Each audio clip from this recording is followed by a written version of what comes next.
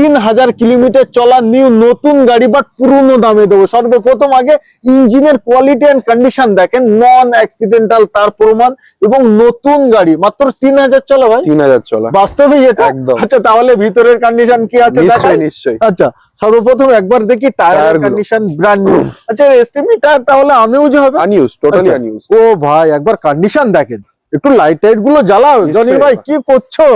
এখনো সেইভাবেই পলিথিন, মাত্র 3000 কিলোমিটার চলা। পিছনের কন্ডিশনটা একবার দেখিয়ে দাও, কত সুন্দর, এখনো দরজা খুলছে না।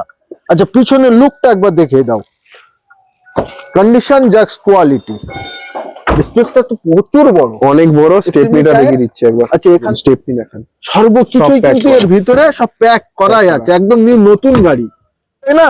এই যে আমরা বসছি, অন্যান্য গাড়িতে বসলে একটা কষ্ট হয়, গাড়িটা কিন্তু কমফর্ট এতে কোনো রকম কোনো ব্যাপার নেই। একদম। আর কত সুন্দর স্টিয়ারিং কন্ট্রোল, সর্বকিছুই আছে। সবই আছে।